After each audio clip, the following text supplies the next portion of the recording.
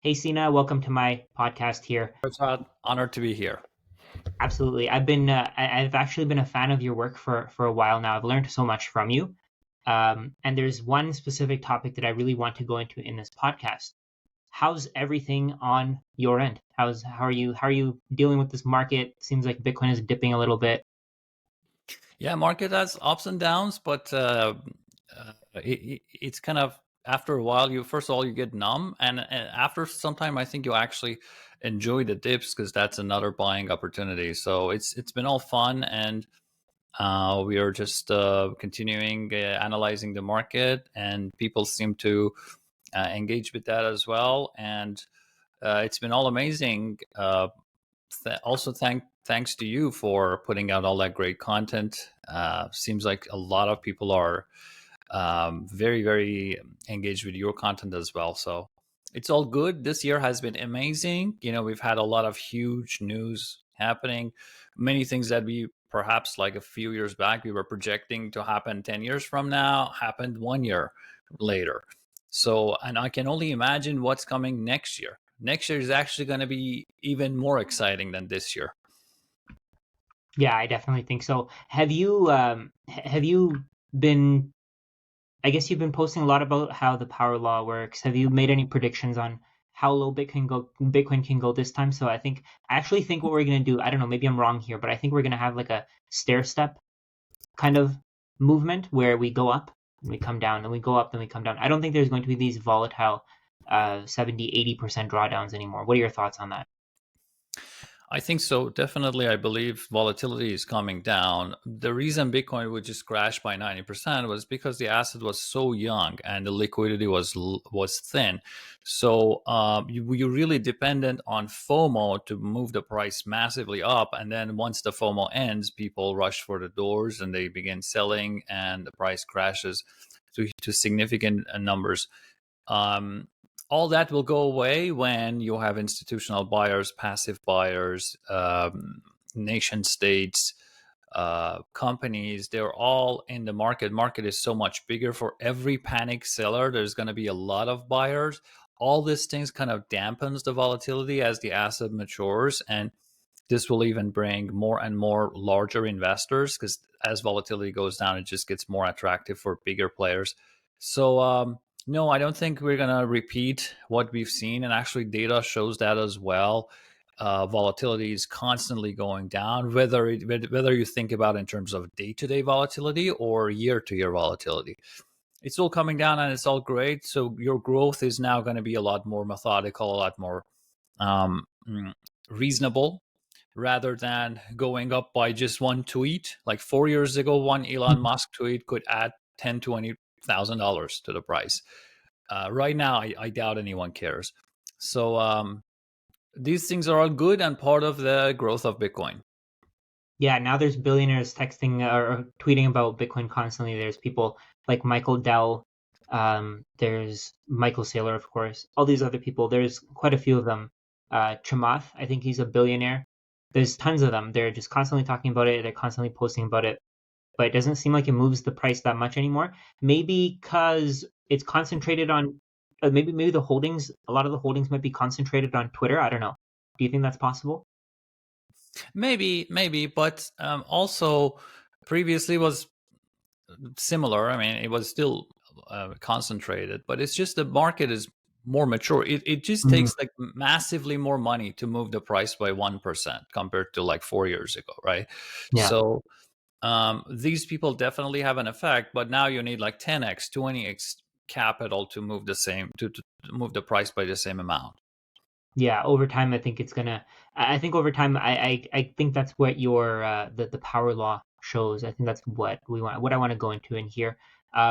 So can you explain the power law? I think I might be misunderstanding it. I maybe not thinking it the right way. Thinking of it the right way. Maybe I'm completely ignoring something here. So can you explain what the work that you've done with the power law has been, and how you feel like this will play out over the next 10, 20, 30 years? Yeah, that's a great question. I think there's a lot of misunderstanding on the power law model just because a lot of the publicity came out of controversy, which typically moves opinions in the makes it inaccurate. So I see a lot of like major claims that people present, and I'm like, where did you hear this? Like somebody else somewhere else said, and then they assume this is all what the model says. So today I actually have a small number of graphs that explain this model. But to give you one sentence, my summary is that this is the most accurate model we have to explain Bitcoin's behavior. Why? I'll explain later through the graphs. Okay, so this is Bitcoin. Everyone has seen this. This is on a linear scale. You can see the massive rise and so on. Lots of ups and downs. And ups actually are accelerating if you look at the linear amount. But if you look in terms of percentage or log version, it's not accelerating. It's actually getting less volatile. So it's a funny thing on a linear scale. It seems more volatile, but percentage wise, no. Now in this graph, what I've done is I only took the 4-year average of the price, 4-year simple moving average, and then all the volatility goes away. So you're dealing with an asset that keeps going up. If you have held for 4 years, you only see up. There's nothing else. Now, this is probably a discussion for later, but if you're investing in this and if you're dollar cost averaging, this is what you will get.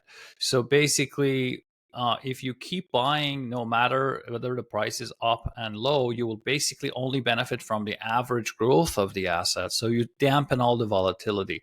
One of the great consequences of dollar cost averaging. So this is what I'm focused on. I'm definitely in it for a long run. And the question is, why is this happening? Is this a bubble? Is this a Ponzi? What's going on, right? We typically want to trace this growth to adoption. Bitcoin is a network. The network gets more valuable if one more person joins. And because one more person joined, now we have one more counterparty to make transactions with. So this just makes our economy better and more attractive. That factor will bring in yet another person because the economy is just more attractive. That second person will bring in 2 more people. So it just increases, and the increase is a function of size. So this, as the size gets bigger, it just gets more and more compelling for newcomers. Now, if you look at this 4-year moving average, a good discovery that happened was that this is actually growing on a power curve. How do you know that? If you log the chart, if you look at the log of price and log of time, not just log of price, both of them. So we do log of the vertical and horizontal and vertical. And you see it's almost like a line. There is bubbles and volatility, but on a grand scheme of things, it's just a line. But why is this happening? Turns out that this is not random, right? So in a lot of cases, we don't like to just take a pattern from a chart and say, this is explaining the behavior necessarily, because there are many ways you can be fooled by the data or with the great match of a line to the data. But in this case, first of all, this is a pattern that has held for 15 years, over several orders of magnitude. So this line makes it kind of obscures it, but Bitcoin went from less than a cent or 1 cent to what was the highest numbers? About Almost 100, 99,800 or so. 99.8. And for 15 years, it has followed this pattern. For me, as an analyst, as a researcher, the question is why? Now, it turns out that this is not so uncommon. For some reason, there are many events in the world that follow a power curve pattern. And the power curve is basically a line that you get on a log chart. It's called a power law, but the law itself is a very confusing word. There's no law here. It's all just a regression line. I was going to ask you that. Why is it called a law? Why? But yeah, you just answered. That's great. It's because it's very regular. Have you heard of like something like Metcalfe's law, right? Yeah. Metcalfe's law says network's value grows as the size grows. It's not a law, right? No network has to follow it, but because it's been so common, scientists typically use the word law, but They should probably like take a different approach because it's very confusing to other people. But it's just a regular pattern. That's why they Mhm. call it law. It's kind of a play on the word, I guess. Like the law of physics. No. Law of physics is different. Law of physics is a real Oh, law because okay. objects in the world have to follow that law. In Oh, this okay. case, it's just a pattern, right? And we already know this. There is no determinism. It doesn't have to follow it. It's just curious and interesting that it follows the pattern. Oh, yeah, that's good. That's really good to know. I'm sure other people have asked that question and have maybe confused it. I was actually confused on that. I hadn't really thought deeper than maybe just the surface. So yeah, that's Awesome. great. Thank you for answering Awesome. that. Yeah, so that's something about terminology. Now, what I'm trying to get at is a lot of scientists get very excited when they discover a line like this over a long period of time on a log chart. Why? Because there seems to be a pattern that our universe likes. There are many objects, many things in the world that follow a line on a log chart. For example, it's very well known that the growth of cities or the size of cities follows a power law pattern. Why is that? Because think about a very small city, right? Let's say the city has 100 people. What are the chances that they add 10 more people next year? It's possible, but not. It's actually difficult for the city to grow 10%. But if a city has 1 million people already, what are the chances that they can add 10 more people next year? Very Much higher. easy. Very easy. So, and when you analyze this problem, you see that the ability of a city to grow in size is a function of the size in the previous period of analysis.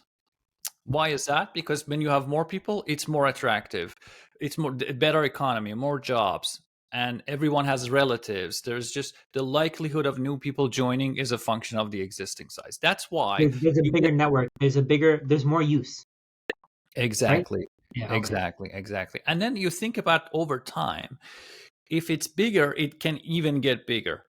And then because of that, it gets even more massive. So this dynamic leads to like a lot of small cities and a very small number of huge cities. So when you look at the distribution of cities, you see a power law pattern. But it's interesting because you can find the same situation in the sizes of objects in the solar system. You can find the same pattern in the biological system, like the heart size of the heart of some animals follows this.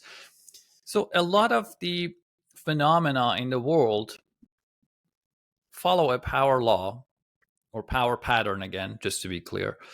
And mathematically, people have shown that a pattern like this happens when the growth of a system is dependent on its size. Whenever that happens, you get this winner take all situation where something gets bigger just because it's now bigger. It's now much better compared to the competition. So it gets even more, absorbs even more energy from the system. Now, when you find this, it's very exciting because if that works, this is not going to stop immediately, right? It's just a formidable power.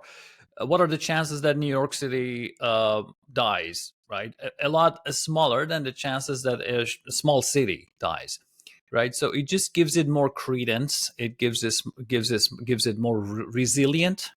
It gives the system more reliability. So my point is, this is a little bit beyond just a pattern on the chart. It actually talks to the internal dynamics of the system. It has certain features that allows it to follow this pattern. What's that feature? It's everything that you and I are doing, right? We love Bitcoin. We constantly go out and convert people, educate people. I've dedicated a lot of my time over the last 5 years. I'm sure you have done it to promote Bitcoin, to educate people anywhere we can. So every one of us will bring more people, but those more people will also educate other people, and everyone in their own way, everyone in their own family, in their own network, right? So And this is exactly the network effect that people talk about. can I ask you something about that? So what you just described, it almost sounds like a pyramid scheme. Why is it not a pyramid scheme? or Ponzi scheme, whatever you want to, however you want to describe it. But how is it not? If this is how it grows, it grows by having more people join it. But how is that? Can you explain how that's not just a scam? Let me think. That's a complicated question. So here you have an asset that is actually solving a problem. Mm, What is the problem? We have massive inefficiencies in the financial world. We don't have good money. We have a non-intelligent barter system across currencies. Like every country has come up with their own currency that they closely guard internally, and then making transactions globally is a pain. That's why they actually had to go back and use dollars as the common currency, which also introduces a lot of conflicts between national security of the United States versus the global need. And then other issues with the existing money, you can't move it fast. It has to go through lots of institutions. It takes, I'm pulling some money out of Fidelity. It takes like 3 days to settle. I'm like, are we like this in this year? This should be immediate, but they can't. There's a lot of layers of checks and lots of lawyers, lots of people who get a cut along the way for money to move around the world. And actually, a huge portion of financial activities is non-value adding, just gatekeeper activities. So this is all inefficiency. It's just all costs everyone a lot of money. If you want to accept credit cards, I think it's common for merchants to pay 3% charge to the bank just to get some get the payment from the customer. This is Sina, kind of like, did you see Visa actually made more profits than Walmart in yep, 2020, I think in 2023, which is insane because Walmart, what are they providing versus what is Visa providing? So I mean, I think that ties along with what you're saying very well. So exactly. And many people kind of benefit from this and don't even think about it. But this is a disaster. This is like yeah. the non-value adding part of the economy is much bigger now than the value adding. You can earn a lot more money by just playing these games rather than actually solving problems for people, plumbing, I don't know, woodworking, doing real work, educating. That actually earns a lot less than playing the finance games. So um, I understand the game, but if you think about right and wrong, this is not helpful. No. So we are hoping for a much more fair and not manipulable and open system to connect all the financial transactions in the world. So a global network is immensely valuable. So if it's getting more and more valuable, it's kind of part of the what it has to do. If you come up with a massive innovation, all innovations look like Ponzi's in the first Mhm. periods. I typically teach my students about the S curve of technology, and it's a beautiful S curve. The reason I say it's beautiful is that if you understand it well, you can make a lot of money by investing in it. Why? Because a world changing innovation grows very slow and depressing in the first few years.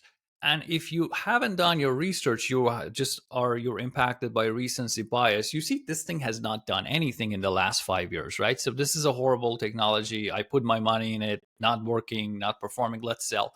Exactly what people did with Tesla. Tesla wasn't doing anything for 7 years, 6, 7 years. And only people who understood it stayed with it and they made a lot of money. Other people just lost hope along the way. The company was close to, there was a lot of talk of bankruptcy and so on. So you'd have to have really good understanding of it to stay with it. Now, um, so basically, in the beginning, it grows very slowly. Early adopters join. The fact that early adopters join makes it more popular, and that makes awareness even more. So the point is, Mhm. the difference between a Ponzi is the value is not necessarily in the number of people. The network itself has value. It solves a real problem, and what grows is the adoption. Adoption follows an accelerating pattern, which uh, you know just looks like a Ponzi. Ponzi, real innovation, both of them can grow along the same pattern, but there's a huge difference. Is that one actually doesn't have any value to justify the growth. The whole reason for growth is that other people previously thought it will grow. But in this case, Wow.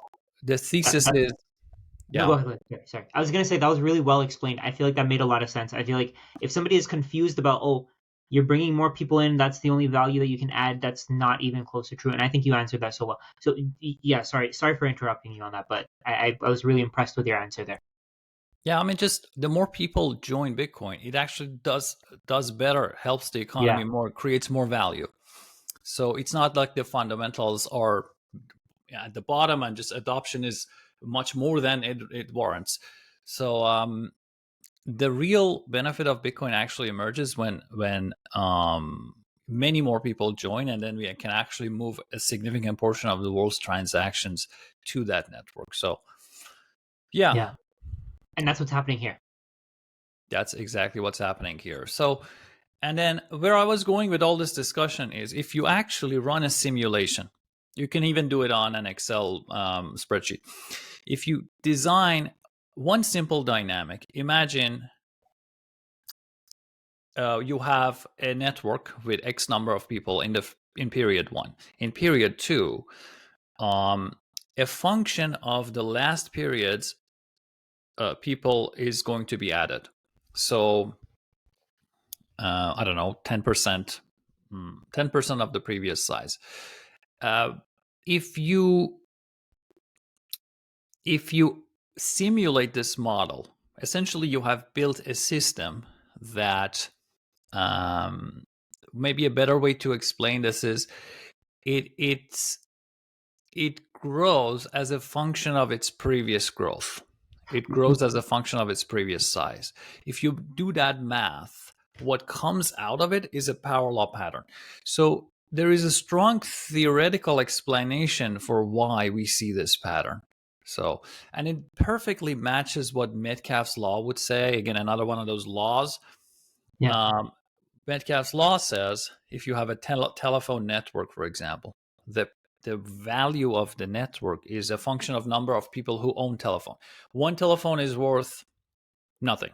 You can only look at it. Two telephones, now I can actually talk to someone, so much better. 10 telephones, I can talk to 9 other people, and they can talk to 9 other people. So rapid expansion in value, and now it becomes a lot easier to sell that technology to newer people. Would So social media be a good example of this? So perfect. in the beginning, you have nothing. Then as more people join on, you see more value, more people creating content, and then more people join because they want to see that content, and then more people start joining. Would that be? Exactly. And remember a few years back, Facebook, or was it, I Yeah. think, Facebook introduced its own threads thing. Um, and it was a competitor to Twitter for a newcomer. Which one is more attractive? Like, all my friends are on Twitter. Am I going to go there and just post to myself? No. Any newcomer would just look at the two technologies and see this network has more people, so it's more valuable. So then new people even join it at a faster rate. Hmm. So, and that's why actually it's a winner take all in networks, in communication networks like social media, like in many other technologies. Whenever you have that social aspect, it's a winner take all. You just capture all of it. Other ones don't even matter. And that's why you only have like one big social media company for every type. Like LinkedIn is capturing the, I don't know, the professional side, which I don't even know how well they're doing, but Instagram is capturing the photo sharing side. There's TikTok. Twitter is capturing microblogging. It's very difficult to compete with Twitter. What else are you going to do, right? It's going to take you 20 years of growing faster than Twitter to actually, capture a portion of their market share. Just very difficult to happen unless they screw up themselves. Yeah. So, yeah, internet grew like this, electricity grew like this. Many technologies that are game changing and completely move the industry to the next level grow like this. So my point here is this is not a line on a chart. It has some reasons that you see it like this. But so far we came to this point where we said a log chart of price over time gives me a line. Okay, and then you can actually run a regression, measure the slope and intercept, and exactly explain it. And then I'm doing the same thing here with the price. Here, I just to show you that step by step. First, we log the price, and now you see it turns into a different curve than we saw earlier. This was the base price, right? This one, Oh raw yeah. price. If you log the price, you get this. You get this a curve. If you log the time from Genesis, like from day one, which is almost here. If you log that one as well, then it looks somewhat like a line. At least the base looks like a line. Yeah, Okay. it does. And then you have bubbles on top of it. So it explodes. The FOMO bubble begins, and then it deflates. But then you go back to the line. This is I've been analyzing data, particularly in business and finance, for the last 15 years. And this is the first time I see such a pattern. You see these bottoms, they all connect to each other. This is crazy. This should not be happening, but it's happening in Bitcoin. So, and these are along again 15 years. Wow. It's crazy that this is happening. But wouldn't you say that 15 years is a pretty short time? I don't think that's a very long time, and at least in my opinion, I feel like there, I feel like we have more ahead of us than we have behind us. And do you think that? I mean, as a mathematician, somebody who's actually studied this, do you think that that makes a difference? For an asset that grows linearly, 15 years is a long time, but this is a nascent asset that has gone through like ages. Like we probably have passed like 7 to 10 ages so far, from the early days to from the Silk Road age to the early adopters, tech pioneers, Oh, I get what you mean. ICOs, ETFs, institutions. Every one of those has fully changed the system since the beginning. But for it to still follow some kind of pattern over 15 years of that, this is what's crazy. Yeah, I get what you mean. So I'll explain more actually about that. Now, again, this is a line you can have go through the data, and this is what you get. This is the power curve. This is just explaining the average. Again, this says nothing about timing of the bubbles. It says nothing about cycles. It simply looks at the average. And the average is kind of something that goes through all the points. We could actually be below it for some time. We could be above it for some time. But for some reason, over the course of Bitcoin, it has always come back to that line. It goes away, comes back, goes away, comes back. So any deviation actually kind of reverts back to mean over time. Okay. So Do you think there could be something that could make it so it doesn't revert back to the mean? Maybe the mean increases? Possible, not impossible, but could be difficult. Could be difficult because that would mean adoption is like accelerating much more than you would have expected. Like we do expect adoption to accelerate, of course, but if something happens that completely changes the game much more than the previous game changers, then your line will need to be adjusted. Would the strategic Bitcoin reserve, if that happens, would that be? And there are other countries. It's not even like it's just the U.S. that's doing it, right? There's other countries who want to do it. I think Brazil came up with Absolutely. it. Vancouver Absolutely. But in the thing is, Canada. yeah, but the thing is, like, is it bigger than, for example, Mount Gox, or is it bigger than let's think about some positives like the ETF approval? Is it bigger than the other things that have happened, like El Salvador? If these are massively more, and we're talking about relative effect, right? Think about when Bitcoin was nothing up until here.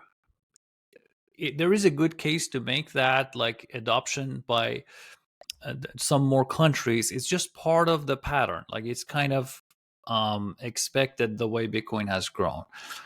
I feel like it is slightly different though, because now if the U.S. government does start accumulating Bitcoin, they literally never have to sell.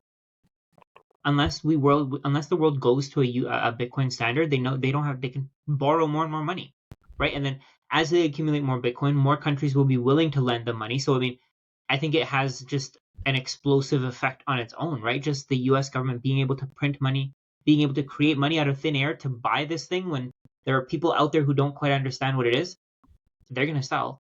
I think the way that I see it, maybe I'm off on this, but the way that I see it, I think we're I think we're going to see some crazy numbers. I mean, maybe they're actually aligned with the power law. I don't know. Maybe they are, but I mean, I think it's this definitely allows some variation.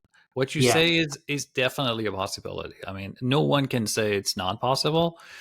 It might take some time. It might happen faster or later. A lot of people Mhm. also talk about, dollar hyperinflating, which exactly what you're saying sounds like that. Because if you print dollar to buy Bitcoin, the gap just increases. Now you have to print even more dollars to buy even less Yeah. Bitcoin, and that dynamic actually destroys dollar and easily replaces it with Bitcoin. So Yeah. it can definitely happen, and then it will be broken to the upside. Maybe this is where we see the S curve. Maybe the power law prediction line is the S curve. So right now it's basically going like sideways, and eventually we'll see the price going so high that that's where the S curve happens. Have you thought of that by any chance? Yes. I actually have a quantile model later that we can talk about. Oh, That model amazing. shows some of the possibilities for upside movements in terms of probability, because I never think of as a particular point or particular number, especially when we are modeling this average. There is a variation around it, right? Hmm. So it can go significantly up, but your point is also well taken. It may not come back because the world has fully changed. The only thing I want to add is the world has changed a few times already, so the new change must be massively more than that, which is absolutely possible. And it's one of the great things about Bitcoin. It's sort of a call option on everything else breaking, and you're not gonna lose much if you're fully wrong, but you're gonna gain insane if you're right. So I'm open to any more upside surprise. Yeah, that's the fun part here. You don't know where it's going. Nobody can really. I mean, I guess this shows you a pattern, and going based on this, it's reasonable. But at the end of the day, just the price doesn't matter. Buy Bitcoin, hold Bitcoin, Yeah. continue to hold it. That's it. The way I simplify this for people is, let's say we want to plan for a business. The business has grown by 30% every year in the last 5 years. If you're planning to buy some things from your suppliers, okay, 30% growth next year is reasonable. It's a base case though, right? You haven't included all the other things. The base case makes sense, but there's no law that says this has to happen. It's basically a pattern, and it can always change. Mm, It's important to be reasonable, right? A lot of people just yeah, wanna say, I have a line that will force the price to be always around my line. That's not going to happen. Like I think five that's years. one of the great things about Bitcoiners, though, right? They're willing to like for me, for example, I was thinking before that there's no way that I'm going to invest in any company. I'm just going to hold on to Bitcoin, and now I see MicroStrategy, and I'm seeing the facts of what Michael Saylor is doing. I used to be completely different, and now I feel like I'm even more of a Bitcoin maxi because of Michael Saylor and what he's doing. Exactly, exactly. The other thing I'll say is something that has helped me a lot is always think about the downside as well and eliminate the downside after thinking, and that just gets me much more resilient. Like before I even get into Bitcoin, I thought a long time about the possibility of government killing it. Once I reached a position that I thought this thing cannot be killed, then I was like, okay, I have destroyed my worst worry. What else is there? Nothing. So I moved everything I had everywhere else to Bitcoin at that point, like 100% liquidated all the fiat and everything, came to join it, Bitcoin. So it's, and then whenever you talk about some two sides of a coin, people shouldn't think about, you're being bearish or whatever. It's just a matter of, it's good to think about the downside and make sure that downside is fully um, analyzed, and it's not going to happen. Much better than not even thinking about it, I think. So it's just a Yeah, smarter way to analyze your situation. yeah, I So completely agree. where I wanted to go with this is, you get an interesting pattern when you look at the addresses as well. Again, we want to understand what's behind the pattern, so we look at growth of addresses. It actually seems to be following an interesting curve. This is um, addresses with um, count of addresses. that are active, right? Not just all addresses, just active addresses. You see, it follows an interesting curve. Why is this? Why do we see this pattern? Again, there's something in our social world that pushes adoption to follow a certain pattern. This is another way to look at it. This is all addresses with a certain balance, more than zero balance. Similar, I guess in the beginning it was a little bit weird, but over time it seems to follow a curve. Why is this? Like, this is very interesting. Like, looks like there is some social dynamic that causes adoption to follow a pattern. And actually this fits a power law curve as well. Not this part perhaps, but if you run a power law regression, it will just go through many of these points and it will give you a good fit. It's never a perfect fit. And this is another way to say the same thing, but perhaps if you want to be careful, you want to run some tests on your data. And this is what I have here. Who can say whether this line is fitting data by chance or not? How can you tell that? Because if you have data points that are curved, you can fit a line to that, and you wouldn't necessarily be able to see the line is not a good fit. And actually, when you look at R squared will not be that low. And even with a curved regression model, a slight difference in the curvature might lead to massively inaccurate numbers if you extrapolate in the future. So you have to run some tests to make sure your model is robust, especially when you want to extrapolate. A little bit of error can lead to massive errors over time. Now, this is what I did, like part of the due diligence before really spending more time on power law model was, what I did was that I said, let's go back in time, build a power law model. Let's pretend we are in 2017, which is this part. We will build a power law model based on only the old data. So I will find a regression curve, a power curve that fits the data all the way up to 2017. My model has not seen any new data. And then what I do is I then get the parameters and extrapolate the line into the future. So beginning of 2017, which I have like end of 2016, up to today, how many years is that? Let's say end of 16 to end of 8 years. Yes, 8 years. So you build a model 8 years ago, and the curve is so accurate that ends up in the same place 8 years later. This is insane. This cannot be happening, I guess. And then you get the same result if you change that timing. What if my timing just caused this, right? So my choice of 2017 might have had something to do with it. I tried 2016, 2019, 2020. So these are different models that you would have gotten with different data. They all more or less end up in the same place. These are like $20,000 different, but many years later, it works. Why is that? My best guess is we are humans, are the Bitcoiner society, Bitcoiner community is just growing, following a pattern. Now, again, the pattern might change, but this is a statistically capturing systematic pattern. This is not capturing the noise, at least based on this analysis. Now, if this model was fitting the data just by chance, future data would have gone a completely different way, model would have gone a completely different way, so you would have seen massive errors.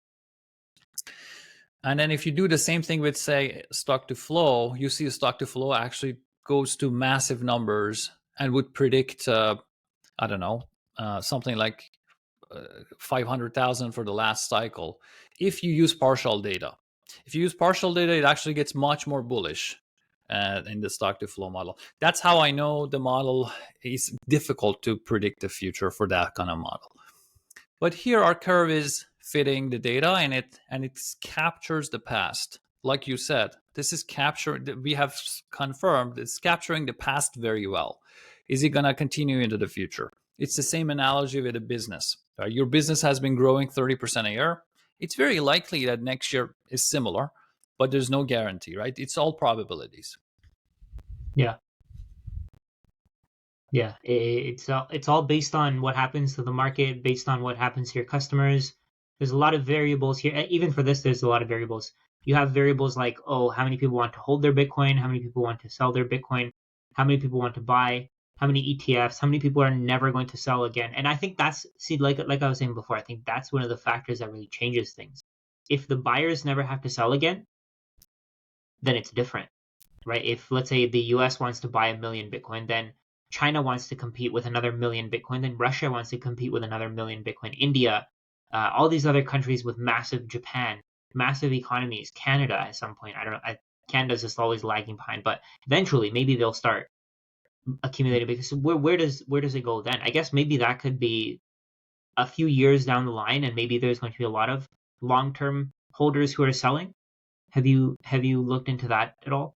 See, if you continue this power curve, it gets you to 1 million coin per $1 million per coin, given the uncertainty somewhere between 2028 to 2032. So Hmm. within, what is it? Within 5 years, 1 million will be in sight. And again, this is average, right? So the top of a cycle might be significantly more than 1 million, but we're for now just modeling the average. The average value in a 4-year cycle or something like that might be $1 million in that time frame. How do we get there? Well, a lot of these great things will happen to get us there, and it might happen a little bit faster, right? You said, significant game theory might be unleashed.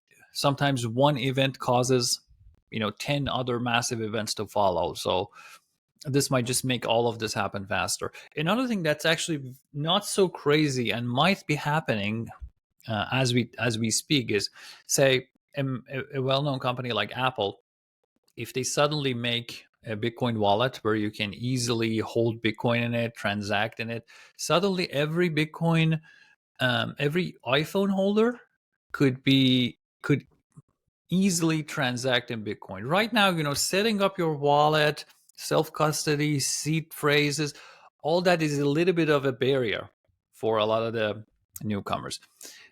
If Apple does this, suddenly, using Bitcoin becomes a breeze around the world.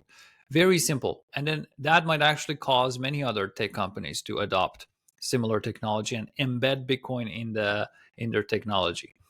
And then because of that, now there's not even a choice for the laggards. They now have to follow. Similar with countries. If US begins buying, I guarantee every other country will discuss it in their first meeting, whether how should they react. And typically they won't be able to sit and watch the US accumulate. They have to respond. They have to uh, at least hedge against US, just because this asset might, in their analysis, might become so important in the future. They have to buy just to prevent against a situation, a kind of hedge against a future scenario where US owns everything and they don't have anything, and then essentially they'll lose a lot of value that way. Just because that's a possibility, they will have to buy.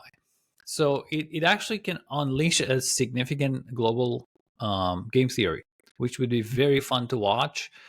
It's probably the first time in history that regular people like you and I are able to front run billionaires, institutions, countries, pension funds, Wall Street. It's it's kind of a once in a lifetime chance. Yeah, and I'm not sure if you've seen my posts, but I've done a lot. I've tried to do a lot of work on where real estate is going. I think that could also be a massive trigger, right? Because there's a lot of people who own real estate specifically because they need it as a store of value, and all of those people, they're seeing how Bitcoin is performing, they're seeing what Bitcoin is doing, they're seeing how little work there is. So I think that could actually Yeah. change things massively. Because if you think about it, how many houses do you think are going to go on sale because the owners own 10, 20, 100, 1,000 homes, and now they want to diversify, or now they just want to completely get rid of all their real estate because it's not working for them anymore and they don't want to do that work. Maybe they pass it along to their children. The older generations pass away, they pass it along to their children. I think this is going to be a massive catalyst for Bitcoin as well. And I think we're front running it, right? We're already seeing it. We're seeing Bitcoin. When I actually started studying Bitcoin in 2020, I think it was 2021 maybe. But I'm seeing the numbers just go crazy. I think in 2020, a house cost something like 200 or 150 Bitcoin or something like that. Yeah. Now it costs 5 Bitcoin, 4 Bitcoin. Yeah. And I had a few friends that were looking to buy a house early 2020, but then COVID happened and they were scared. And once they went back to the market, prices were so high and so much inflation. If they didn't own Bitcoin, they would have fallen so much behind. And a couple of them couldn't even buy. So they are still renters just because this crazy thing happened. This is one of the problems, right? It's very unfair, very unjust what they're doing. Well, you said Ponzi. Ponzi is the housing market Yeah, because it's now a situation where there's a lot of investments in this asset, and a lot of those investments are collateral for other loans. So if we let real estate go down, the whole economy goes down. Like many people are yeah, gonna, many loans have to be called. Money supply will shrink. That will cause a recession. That will cause layoffs. So the only choice we have in this economy is to pump real estate as much as possible, but it will just get harder and harder. As you said, owning a house is crazy. And again, because this Ponzi is working like this, there's a lot of like other industries that have grown around it, like parasites that extract money from it. So you pay, what is it? You pay taxes to city, county, the state, for what? Just owning a piece of land that you worked for. If you pay for services, I understand it, but just paying a few percentages, 2%, 3%, 4% of your house over time, this is going to add up, and the value of your asset just can't grow as much as you need. Then there's maintenance. The whole thing actually severely depreciates over time. Um, then there is repairs that happen all the time, other than like incidental things that happen. So you think you're making money, but there's a lot of potential upside that could have had, just which is extracted from it, compared to Bitcoin, which and again, also plus rules change, laws change, a new road appears. No, there's more traffic that causes your analysis to differ. Your neighbor is, cause an issue. With Bitcoin, you simply keep a number in your head and you actually outperform all of these, and then you can perfectly track inflation, because all you're doing with a house is you track inflation plus population growth. Now, because all the extraction taxes, all that, perhaps that population growth factor would be negated. Maximum, you protect your money against inflation. You can do that with Bitcoin and then some, because it has inflation protection plus massive network adoption that accelerates its growth. Zero cost. If you don't sell, there's absolutely no cost to hold it. So, yeah. Even then, I don't even think you match inflation because you're paying so much in interest to the bank, right? You're paying what 6% in interest every single year to the bank. Your house has to rise in value by, if you have a massive leverage, it has to increase in value by at least 5% for you to even break even, exactly. right? And Exactly, but you're also leveraged, right? So your you put leverage, you yeah, put down 20%, you leverage it 5 times, and the market grows by some amount, and it tends to grow faster yeah, overall. I mean, that's what I did myself. I mean, I'm a massive beneficiary of everything happened, and since first before even any of this happened, I've been a critic of it. And I have like regular people who are not beneficiaries of this Ponzi and they don't care. And it's very difficult yeah, to explain to them, hey, see what's happening. You are losing value in real time. You just don't understand it because it's happening around you and you can't really point to anyone. One of the crazy psyops that we deal with is just inflation itself.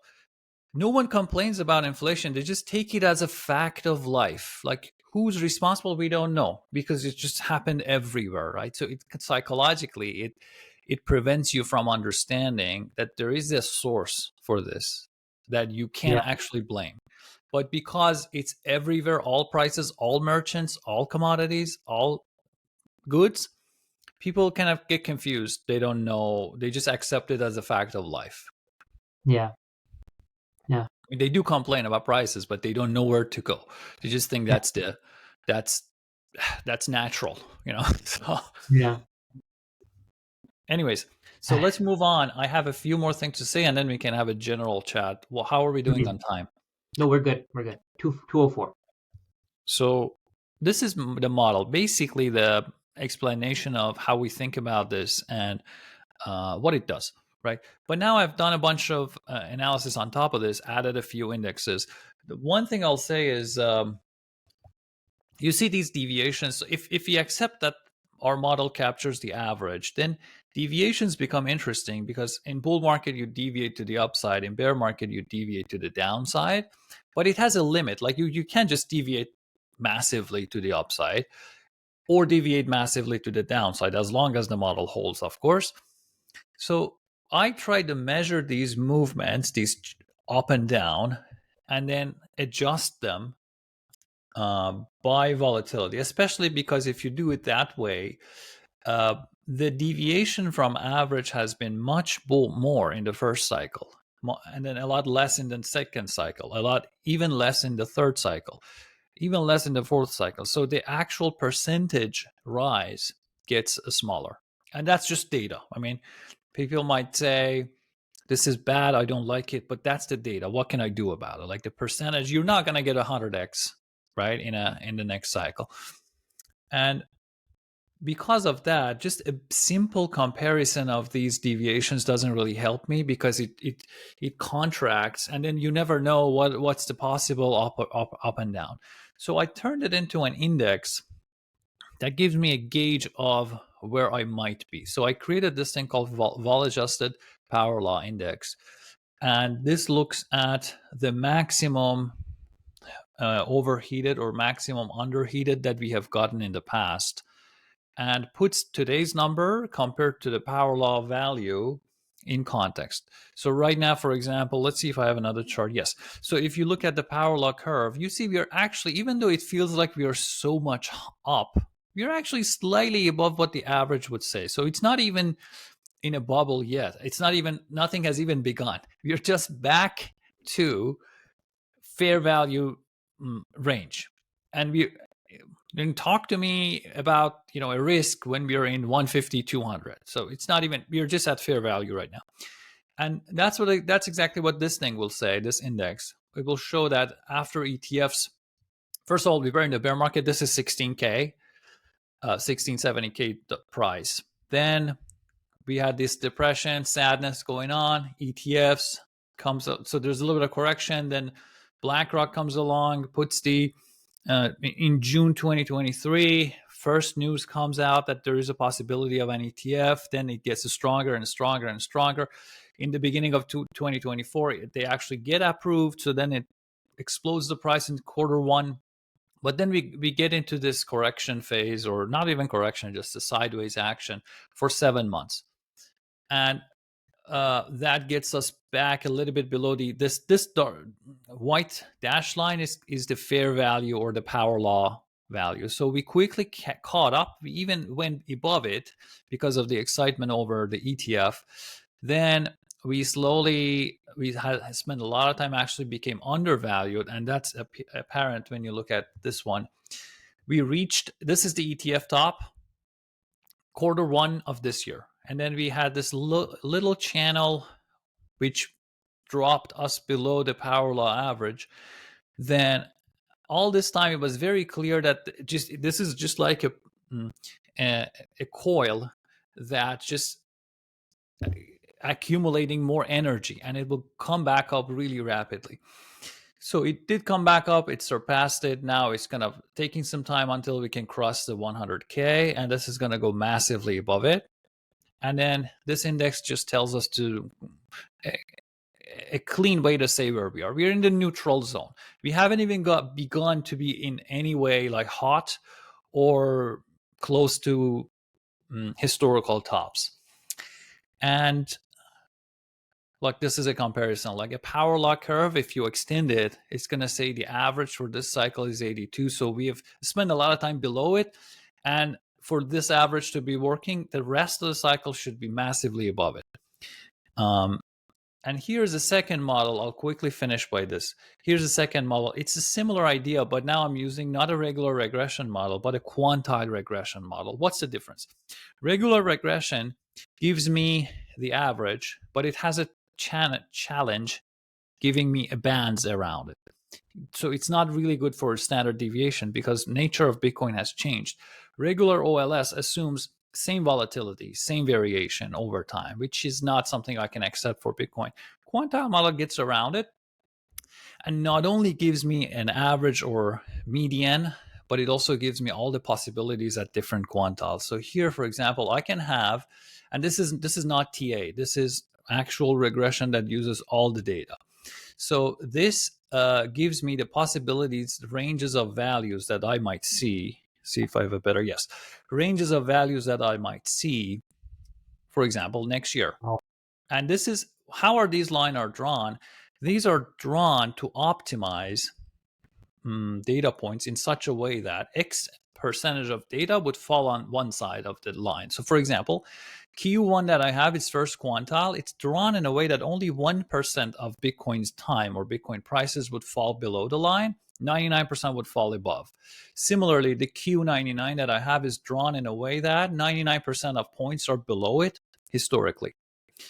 So that, what does it mean? It means there's a 1% chance that we go above it. And you never know how high it can get, but historically it's been 1% to go above this line, right? So that's what I was saying. Anything is possible. So, but based on these lines, next year, end of next year, if we completely change course and say next year ends up being a bear market, which is absolutely crazy if that happens, but just for the sake of example, this line would say the absolute low we might see is 55.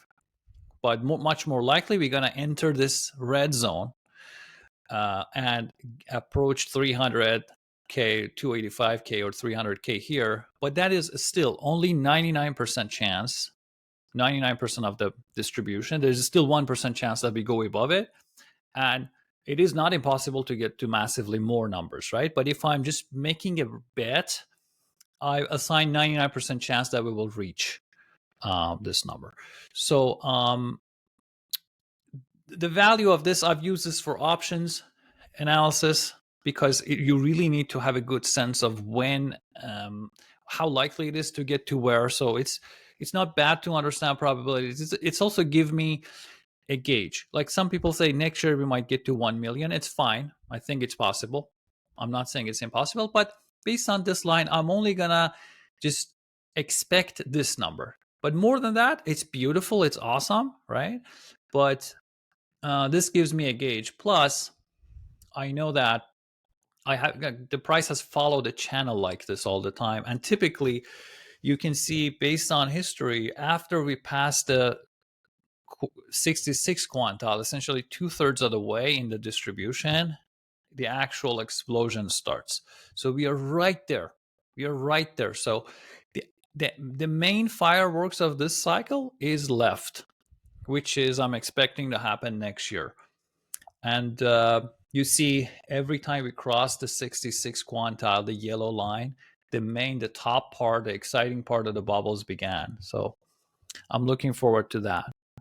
So do you think that in the legacy financial system we're pretty much always in the red and we do whatever we can to keep it in the red? Because if we're not in the red, then the entire system collapses. Have you looked into that, like for other assets? Have you tried doing something like this or no?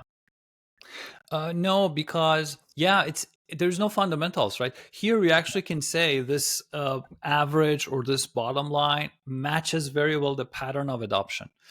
And in fact, a Metcalfe law applied to the rate of adoption of Bitcoin exactly gives us the power law equation. So it's an easy way to kind of measure the value of this. But how are you going to say, is NVIDIA worth 60 times the earnings, 100 times the earnings, 200 times the earnings? Seems like whatever number goes. It's just a matter of how much liquidity they throw at the market, right?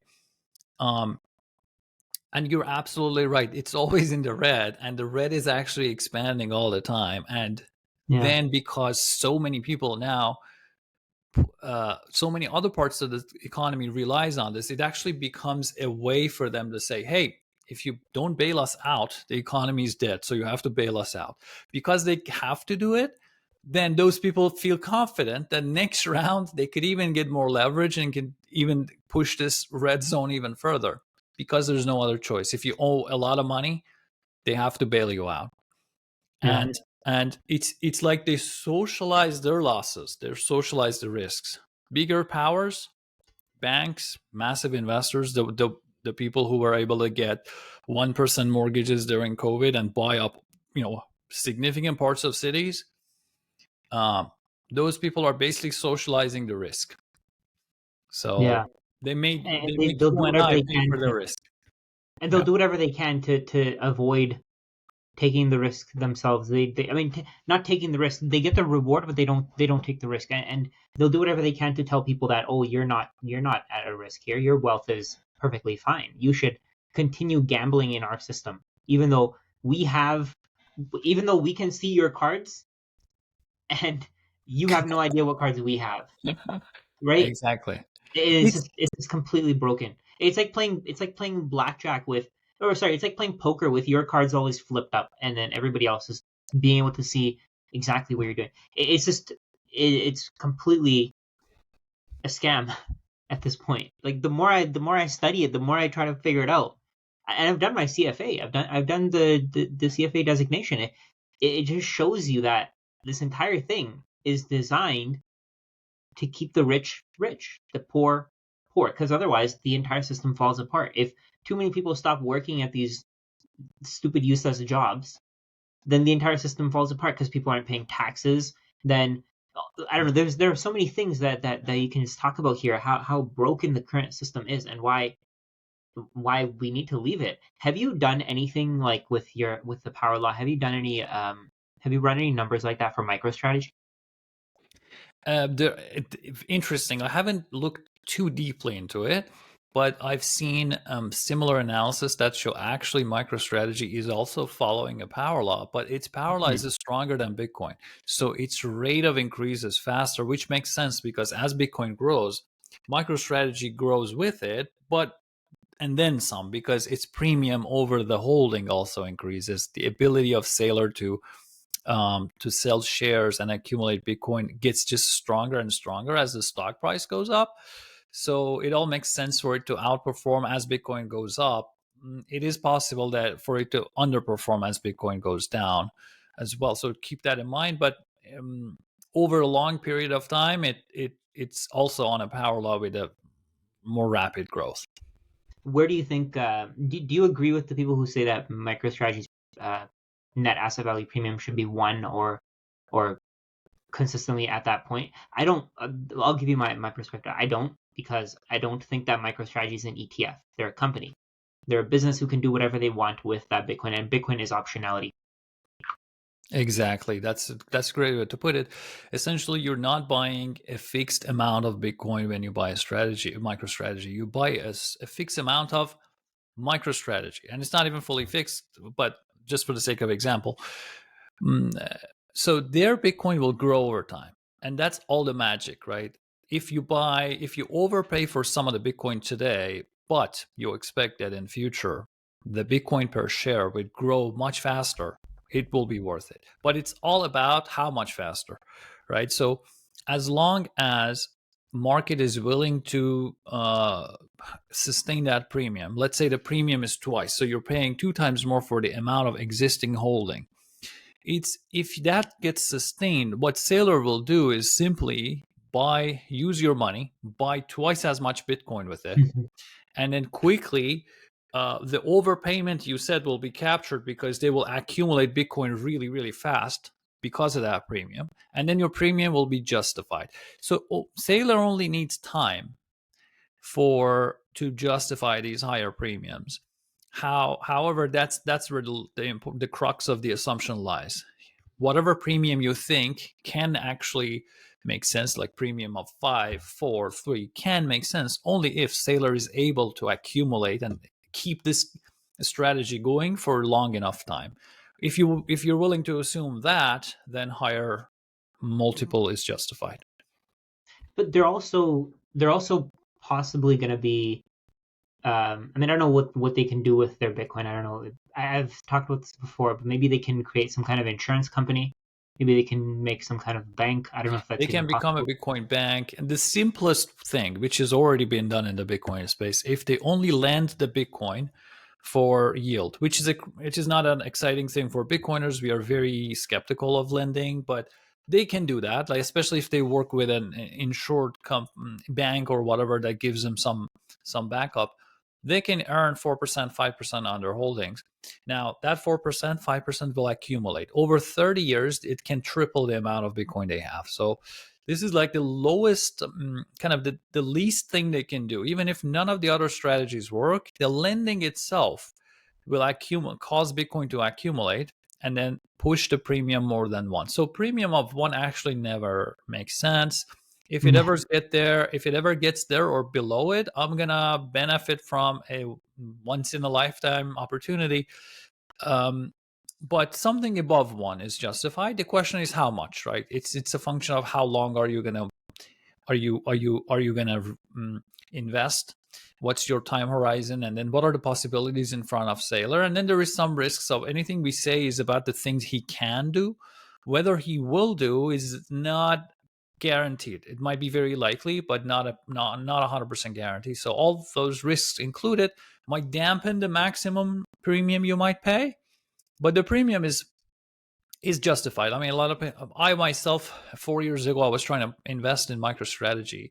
I hadn't really, like I said, I moved out of fiat fully, so I didn't spend any mental energy on it. My first look was, I'm not going to overpay for the Bitcoin, which was a good decision because after that point, we went to the bear market and it actually underperformed Bitcoin. But I didn't do more analysis to actually understand that when Bitcoin comes back up, this flywheel that Saylor has created, coupled with all the other issues, and because a lot of people can buy MicroStrategy but cannot buy Bitcoin or even ETFs, so the rules are different. All these things might allow MicroStrategy to even outperform in some periods, which is fine.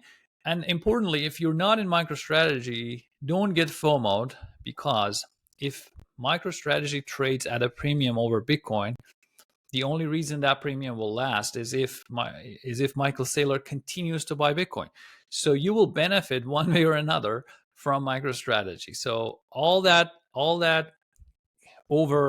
premium will actually flow to you as well. You will benefit from. And this is one of the values of owning the fundamental asset on which all the other parts of the economy are built. Anywhere anyone does something successful, it benefits you as well. Yeah. Have you ever considered how MicroStrategy could fail? What could happen with them? What could make their stock price go down? Of course, what could make the market lose hope or lose trust in the company? Maybe Michael Saylor could do something. I don't know. See, one of the main features of MicroStrategy is it has a lot of, if you buy it, it has a lot of advantages. It's got a lot of volatility, good for traders. Plus, like you said, they have the ability to develop their own applications, lending on top of the Bitcoin.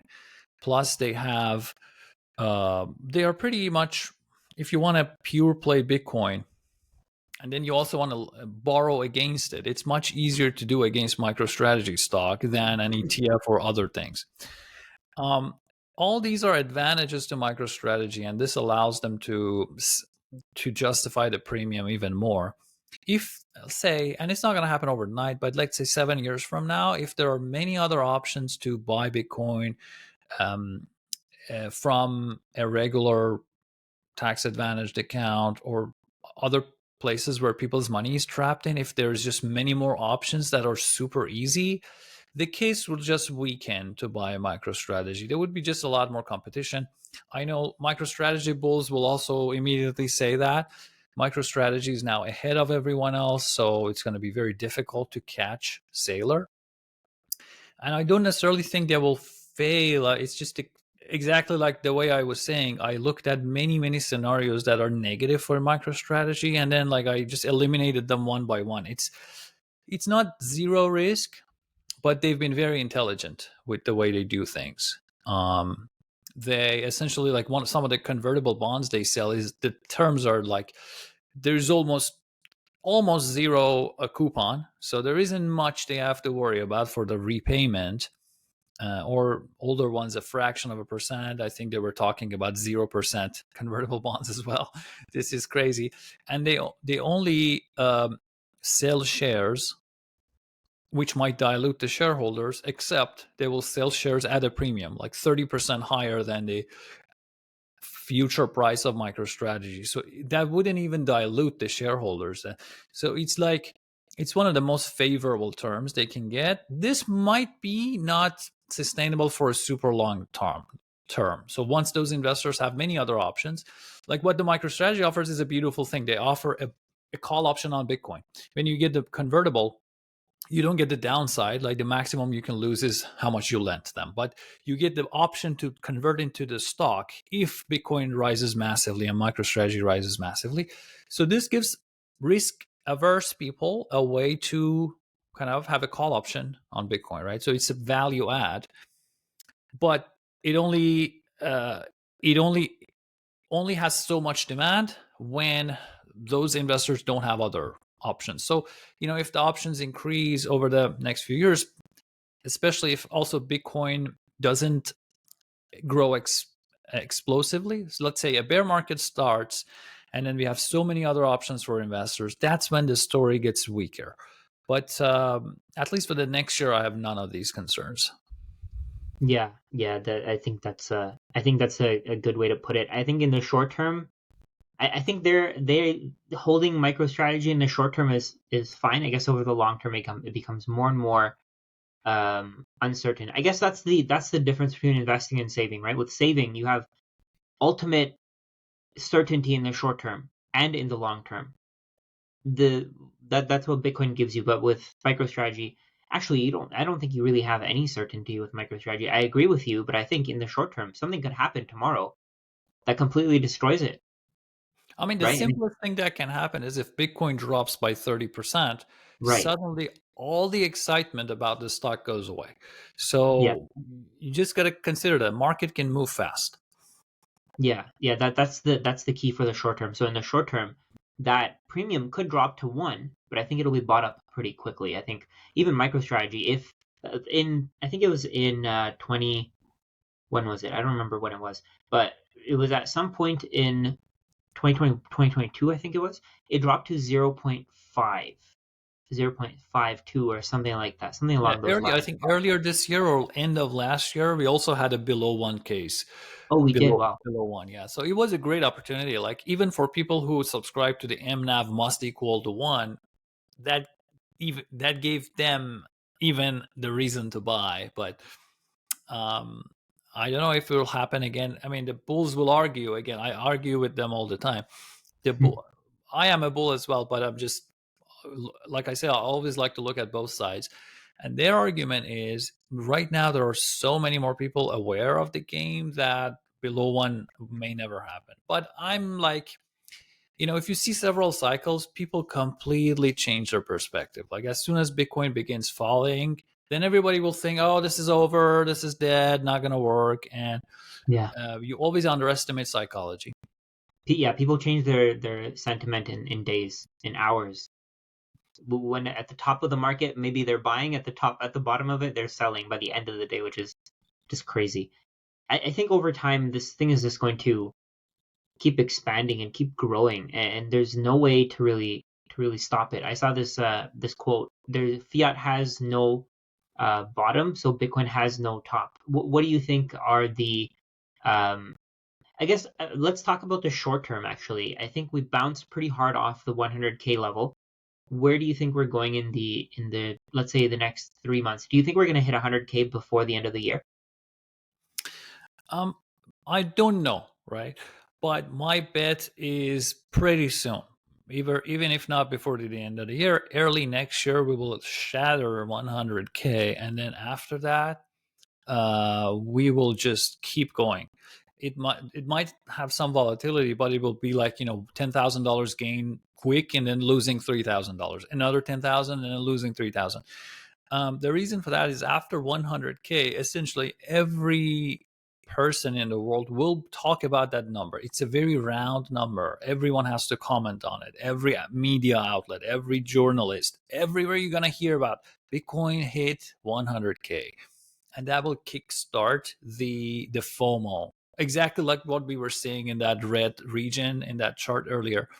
Once you're in the FOMO zone, it's a fire that will feed on itself. New people, and a lot of the today's like solid Bitcoiners were people who came in one of the previous cycles during the FOMO phase, because the FOMO phase is free marketing. It just makes a lot more people aware of it, because we operate in this limited attention space, right? We can't just analyze everything.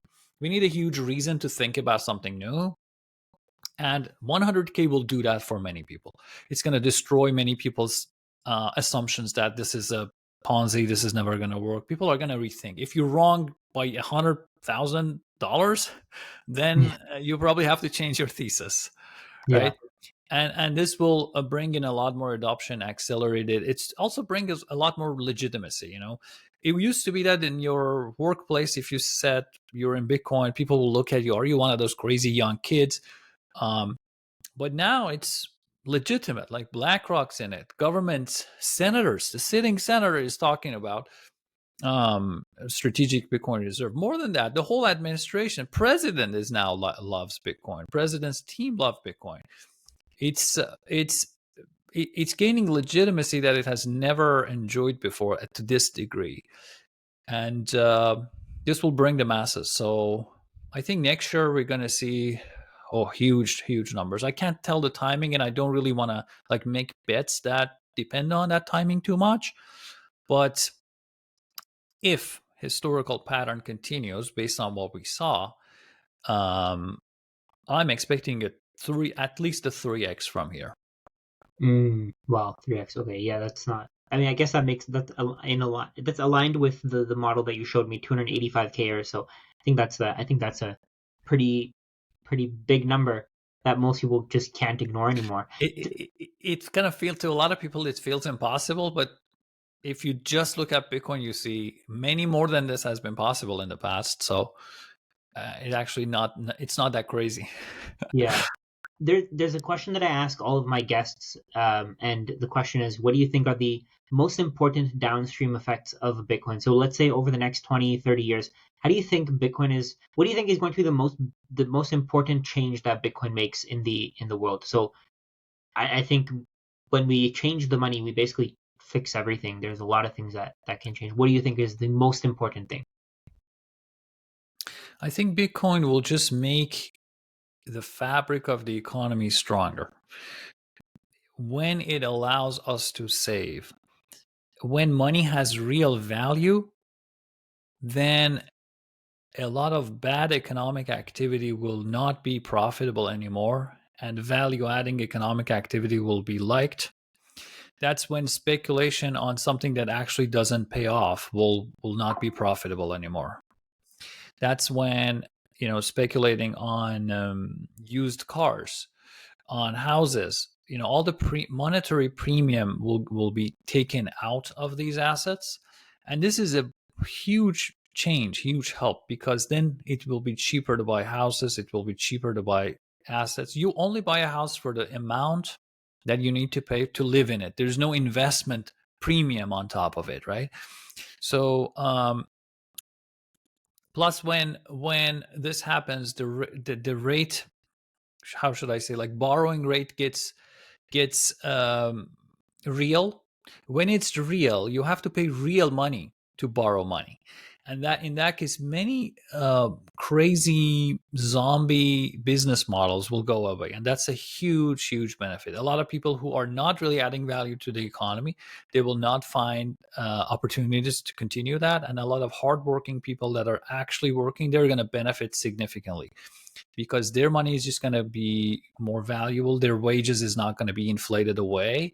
So that's more value to hardworking people, less value to parasitical business models. Yeah, that's a great point. What you said there, you have to pay real money to pay for the interest. Today, people just see, oh, I'm going to buy this house. I'm going to buy this house, whatever the interest rate is, 6, 7, 8, 10%, whatever it is. I'm going to get cash flow from this tenant who's working probably a minimum wage job and they're basically struggling to support themselves, and you don't care about them, like as a landlord, who cares, whatever, they're just borrowing my property. I have no duty to them. I have no reason to care about their well-being because they're just paying me cash. And I think that's what changes. The way you said was so, I think that's so important because today there's no empathy. People don't care about the people around them. All they care about is their own pocket. Because I mean, how can you blame them? This is just how things work. If you work hard, you want to protect your wealth, and to protect your wealth, you have to buy houses. That's just how the system is Yeah. designed. It's It should designed not to, be, it's a design of the system. It shouldn't be possible, but because it is, it's now becomes a race to capture more of that free pie yeah, that's made available. And just, I want to make this very clear to everyone who's listening. If the interest rate right now that you and I can get is 5%, and a bank is able to get money for 3% and invest it, it's not like they're being smart. They're using you and I as sponsors, because if they get money below the real rate, they're going to inflate everything, and the inflation is what you and I will pay. So it's basically them extracting value from the society to yeah. get cheaper money. And I that's kind of outrageous if you understand what's happening. Yeah, there's so much this goes so much deeper than people think. People think, oh, this is the number. There's nothing there. You're buying nothing. It's like what Peter Schiff says all this. But then these conversations, I think these conversations are so important because they give you a different perspective. I think I learned so much from you today, Sina. I just want you to plug yourself, but I also want you to give my audience any final tips, any final things that you think that they should focus on. Maybe think about in this bull market. You've been here for what, 5 years, you said? A lot of people 5 years have. professionally, but Oh, there you go. Okay. studying it for about 8 years. Oh, amazing. Okay. What are your tips for my audience? People who've maybe started just learning about it. Maybe this is their first cycle. The most important thing I'll say is study Bitcoin so that you are very confident on the fundamental case. If you're confident on that, in a 50% crash, you will buy. If you're not confident on the fundamentals, in a 50% crash, you might sell. So it's a Mhm. huge difference. It's a huge difference. Once I finished my research, I was like 90% crash. I'm just going to buy more, right? But the the difference in making it or getting thrown out of the market with a loss is how much research you do. So just make sure you do more research than at the average, and that will set you up to benefit from Bitcoin. And the other thing I'll say is, don't try to get too cute with all these things. Like, Bitcoin itself is the safest, is the most secure, most likely way for you to outperform inflation and actually appreciate by a significant amount. So simply understand it and take advantage of it. Don't try to get distracted by this other thing that just does a few more transactions than Bitcoin and so on.